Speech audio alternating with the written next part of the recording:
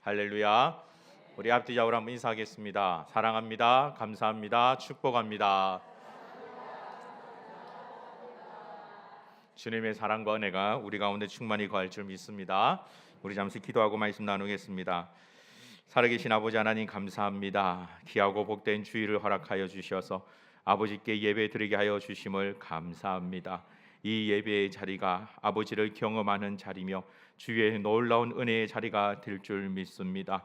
이 시간 아버지 말씀을 나누기를 소망하온데 이 자리에 선자가 너무나도 부족하고 또한 연약합니다. 아버지 하나님의 강권적인 은혜가 필요하오니 주께서 사용하여 주옵소서. 모든 영광 주께 올려드리며 살아계신 주 예수 그리스도 이름으로 기도드려옵나이다. 아멘. 오늘은 거룩하고 복된 주일입니다. 아마 이른 아침부터 지금까지 열심히 하나님을 찬양하고 하나님 앞에 예배드린 가장 귀하고 복된 성도들이 이 자리에 계신 줄 믿습니다. 그렇게 열심을 내었기 때문에 아마 지금 이 시간에 졸음이 조금 오는 시간이지 않을까 싶습니다. 그래서 오늘 선포식이 있었죠. 구호를 한번 복습해 보도록 하겠습니다. 구호 준비하면 어떻게 한다 했습니까? 예입니다. 무슨 뜻이라 그랬죠? 오직 예수입니다. 구호 준비. 좋습니다. 자, 같이 한번 해보겠습니다. 나가자. 전하자. 구하자. 조금 헷갈리시는 분이 계시죠? 우리 가족에게입니다. 너의 가족이라면 큰일 납니다. 우리 가족에게 우리 가족을 이 구호에도 보면 감춰진 비밀이 한 가지 있습니다. 그 비밀은 조금 이따가 말씀을 나누면서 같이 여러분들에게 알려드리도록 하겠습니다. 저는 울산에 있을 때 태어나서 처음으로 수영장에 가서 수영을 배운 적이 있습니다. 이전에도 수영장에 가볼 기회가 몇 번 있었는데 사실 잘 가지를 않았습니다. 왜냐하면 그럴 일은 없겠지만 왠지 수영장에 제가 가면 물이 넘칠 것 같은 그런 좀 불안함이 있었기 때문에 가지를 않았습니다. 근데 그때 참 좋은 기회가 있어서 또 수영을 배워야 되겠다라는 생각이 들어서 수영을 배우기 위해 갔습니다.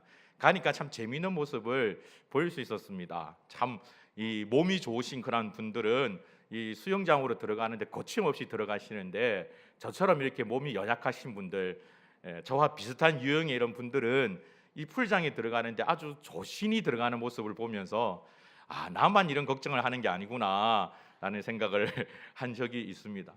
태어나서 처음으로 수영을 배우러 수영장을 갔습니다. 그랬더니 수영을 가르쳐 주시는 분이 저보고 힘을 빼라고 하는 겁니다. 힘을 빼면 물에 뜬다고 얘기를 했습니다. 도저히 믿을 수가 없었습니다. 힘을 빼면 가라앉을 것 같은데 이 물에서 죽을 것 같은데 도저히 힘을 뺄 수가 없었습니다. 그래서 첫째 날은 힘 뺀다고 용을 쓰다가 첫째 날이 다 지나가 버렸습니다. 분명히 저는 수영을 배우러 갔는데 왜 수영을 배우고 난 다음에 배가 부를까요?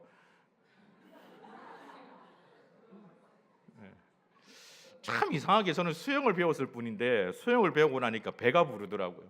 물을 하도 많이 마셔서 참 힘들었던 그런 기억이 있습니다. 근데 수영을 가르쳐 주시는 분들이 계속해서 저에게 말씀하시기를 힘을 빼세요. 힘을 빼면 됩니다. 그러면서 그 강사분이 믿음이 있으신 분인지 어떠신 분인지는 모르겠는데 저의 귀에 갑자기 쏙 들어오는 말씀을 한 말씀 하셨습니다. 그게 무엇인가 하니 물을 믿으세요. 물을 믿으세요. 물을 믿고 힘을 빼면 몸이 뜹니다.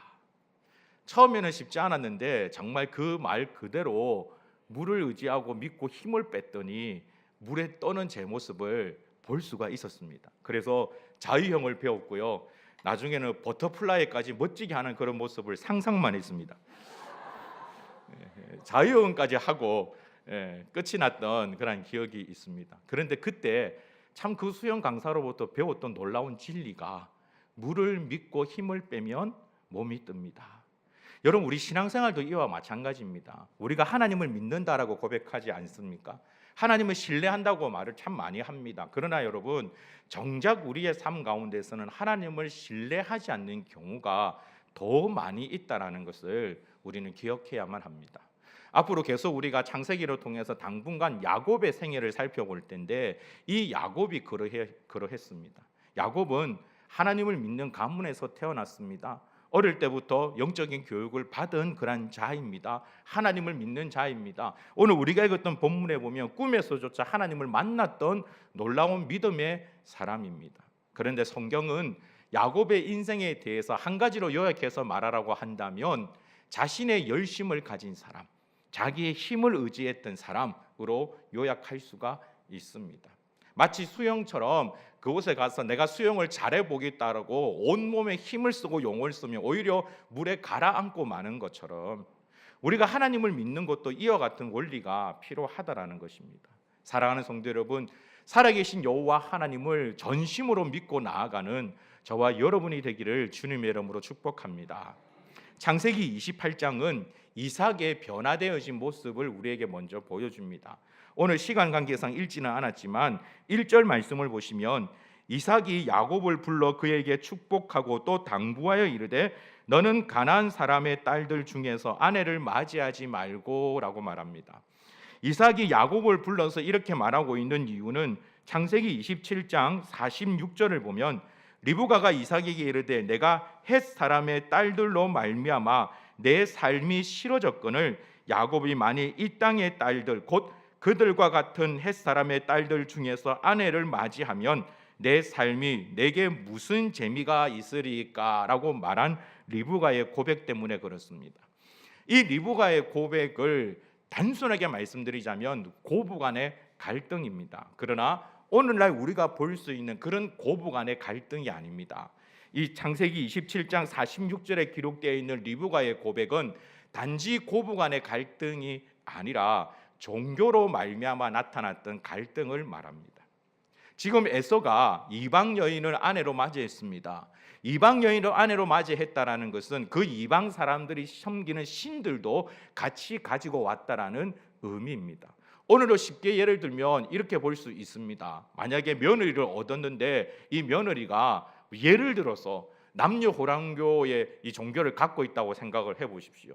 어느 날 자 얘들아 모여라 우리 가정 예배를 드리자라고 찬양을 하는데 이 며느리가 옆에 앉아서 남녀 호랑교 이러고 있으면 얼마나 속이 터지겠습니까? 그런 일들이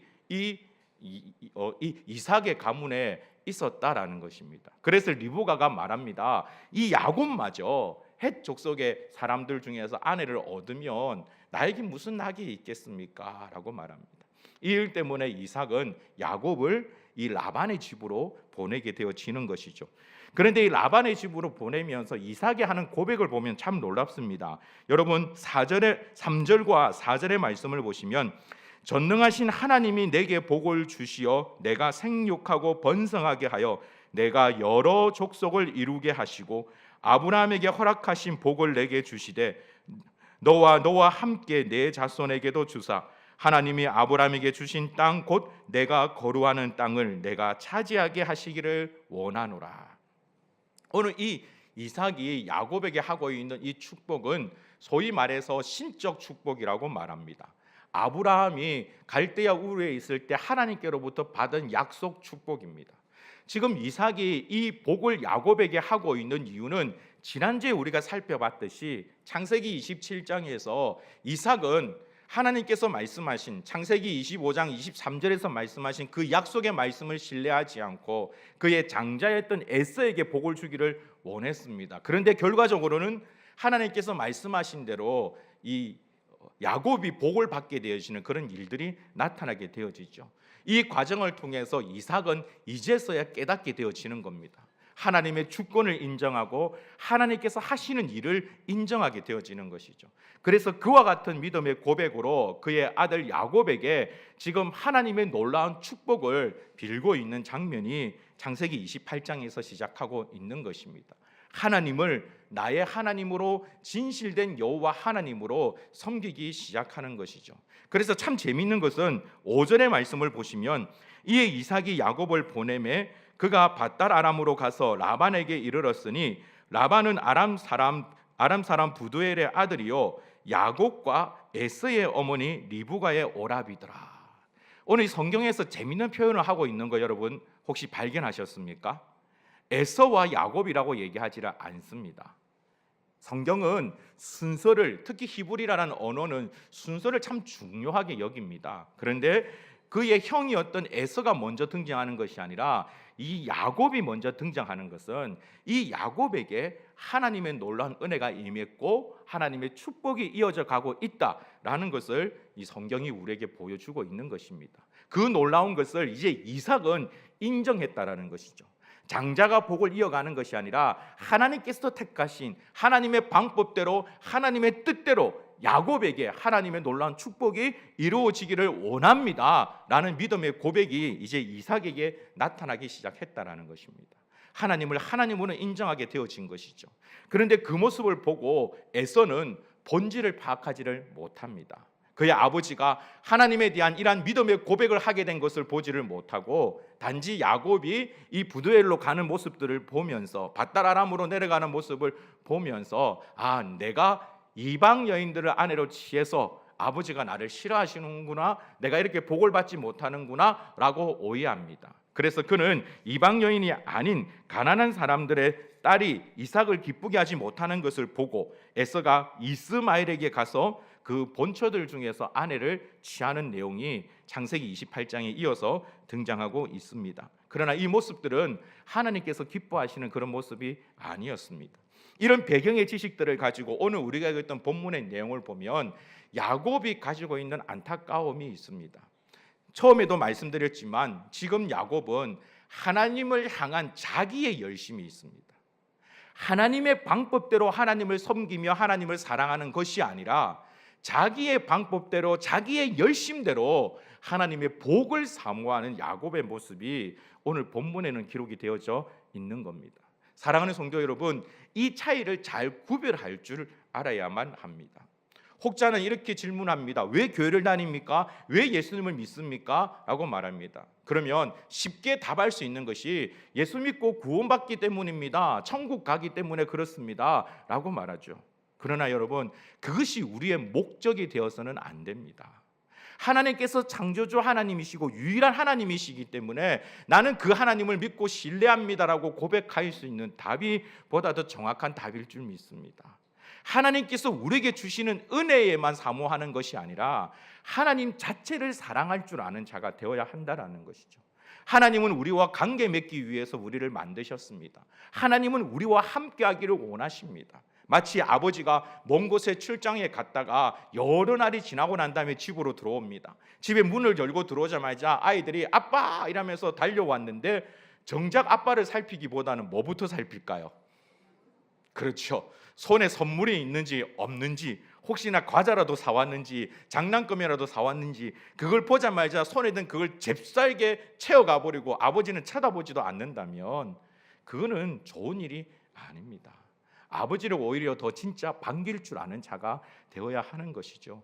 우리의 믿음의 고백이 이와 같은 고백이 되기를 주님의 이름으로 축복합니다. 내가 예수 그리스도를 믿는다는 것, 내가 하나님을 믿는다라는 것은 나의 생각을 버리고 내가 살아가는 삶의 모습들을 버리고 내 모습을, 내가 갖고 있는 모든 생각들을 하나님께 맞추는 것을 의미합니다. 하나님을 나에게 맞추는 것이 아닙니다.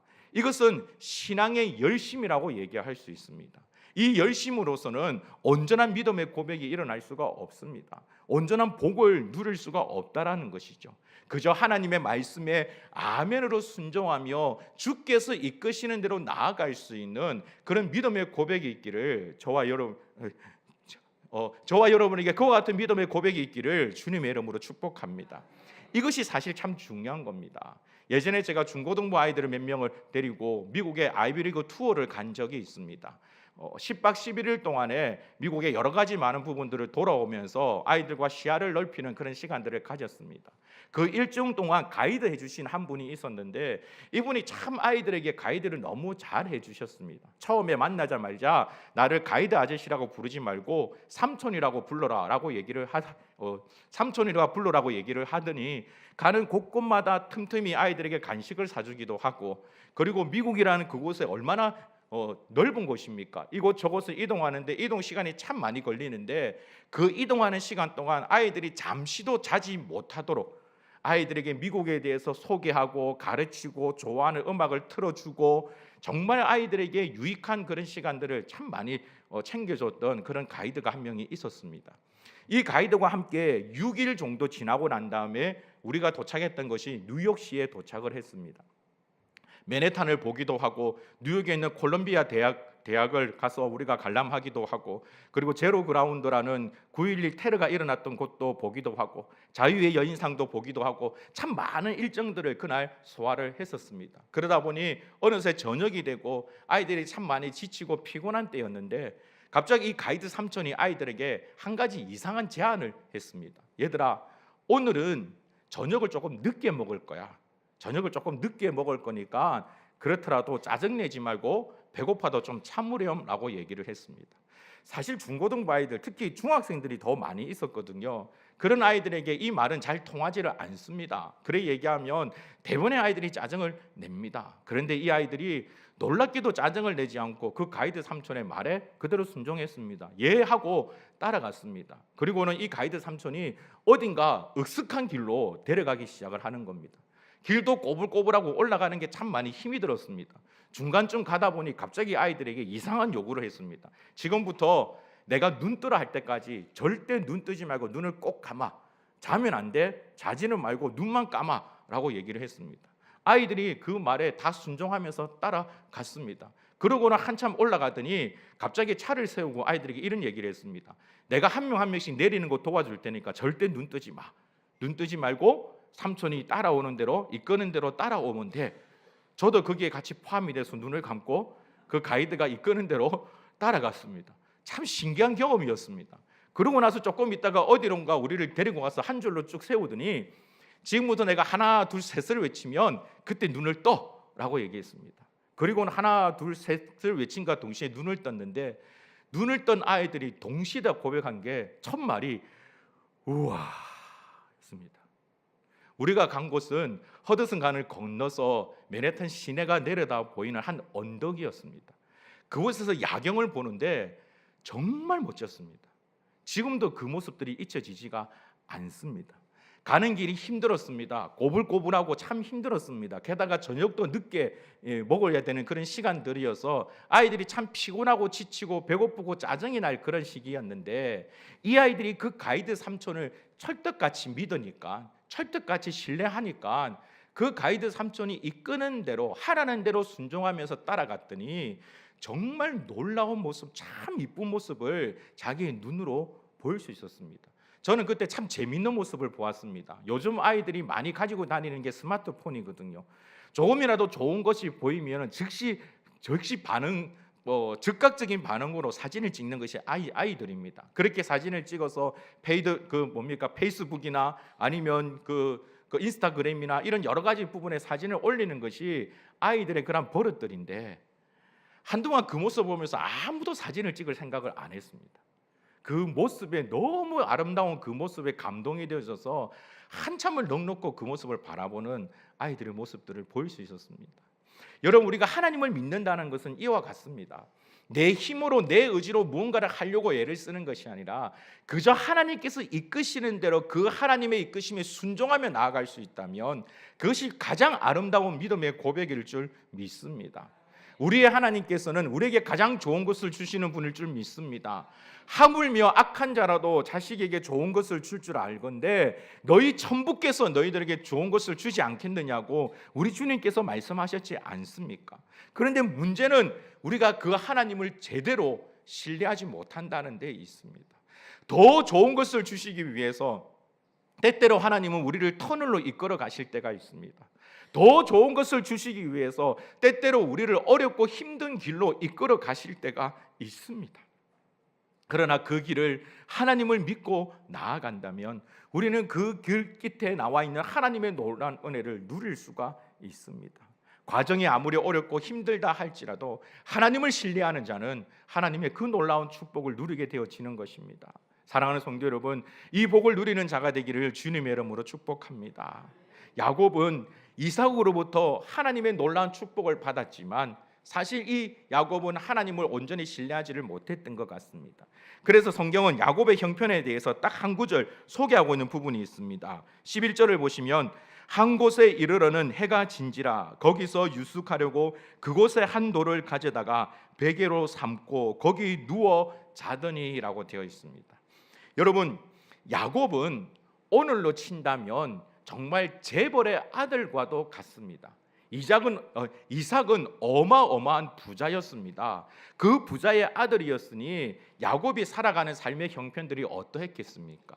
그런데 그런 야곱이 지금 길에서 노숙하고 있습니다. 베고 잘 베개조차도 제대로 없어서 근처에 있는 돌을 가져다가 베고 잘 정도로 그의 삶이 참 비참하고 처량합니다. 왜 그렇습니까? 창세기 27장에서 이어져 오는 내용이지만 이 야곱이 하나님을 온전히 신뢰하지 않고 하나님께 행하시는 그 놀라운 일들을 바라보지 않고 자기 열심으로 하나님의 복을 쟁취하려고 할 때 결국 그의 인생이 더 비참해지는 것을 성경이 우리에게 보여주고 있는 것입니다. 자기 힘으로, 나의 힘으로 인생을 살아가려고 하지 마십시오.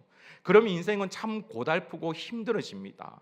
돌베개가 우리 앞에 놓일 수밖에 없습니다. 우리가 연약하다는 것, 우리가 부족하다는 것을 제대로 인지할 필요가 있습니다. 어린아이는 부모가 하는 모습들을 보면 다 따라하고 싶어 합니다. 그래서 내가 할래요, 제가 하고 싶어요, 내가 할 거야 라고 얘기를 하죠. 그런 아이들에게 무슨 일을 맡겼을 때 그 아이들이 부모가 하는 것처럼 그 일들을 제대로 해냅니까? 그렇지 않습니다. 뭐든지 다 난장판을 만들 수밖에 없죠. 우리가 바로 그와 같습니다. 사랑하는 성도 여러분, 내 힘으로 무언가를 하려고 애를 쓰기보단 오히려 하나님께 나의 인생을 맡겨드리는 것이 더 귀하고 복되다는 사실 믿음으로 고백할 수 있기를 주의 이름으로 축복합니다. 그런 야곱에게 보여주시는 하나님의 놀라운 은혜가 바로 하나님의 사닥다리입니다. 12절에 보면 꿈에 본즉 사닥다리가 땅 위에 서 있는데 그 꼭대기가 하늘에 닿았고 또 본즉 하나님의 사자들이 그 위에서 오르락 내리락 하고 라고 말합니다. 하나님의 사닥다리를 야곱이 꿈에서 봅니다. 13절에 또 본즉 여호와께서 그 위에 서서 이르시되 나는 여호와니 너의 조부 아브라함의 하나님이요 이삭의 하나님이라. 내가 누워있는 땅을 내가 너와 내 자손에게 주리니. 주님의 기쁨이 되시는 귀하고 복된 성도 여러분, 이 하나님을 믿고 의지하는 자가 되길 주님의 이름으로 축복합니다. 돌베개를 가지는 자가 아니라 이 사닥다리를 가지는 자가 되어야 합니다. 하나님을 온전히 믿고 하나님께 나의 삶을 내어드리십시오. 하나님께서 내 삶을 주장할 수 있도록 만들어 드리십시오. 하나님께서 내 삶을 경영할 수 있도록 만들어 드리십시오. 우리가 고백하고 있듯이 하나님은 전지전능하신 하나님이라고 우리가 고백하고 있지 않습니까? 하나님이 참된 신이라고 믿으신다면 그 하나님께서 내 인생을 주관하고 내 인생을 다스릴 수 있도록 하나님 앞에 나아갈 수 있는 지혜가 있기를 주의 이름으로 축복합니다. 제가 앞서 여러분에게 말씀드리면서 이번 우리 미랄 초청 주일을 위해서 만든 구호에 또 다른 비밀이 있다고 말씀을 드렸습니다. 우리가 선창하는 구호를 보면 나가자, 전하자, 그리고 뭡니까? 구하자입니다. 앞 글자만 따면 어떻게 될까요? 나, 전, 구가 되죠. 나 전구입니다. 나는 전구라는 뜻입니다. 이게 무슨 뜻이냐면 전구는 혼자서 빛을 낼 수가 없습니다. 아무리 전구가 이쁘게 생긴다고 한들 멋지게 생긴다고 한들 그 전구는 혼자서 빛을 낼 수 없습니다. 무엇이 들어가야만 합니까?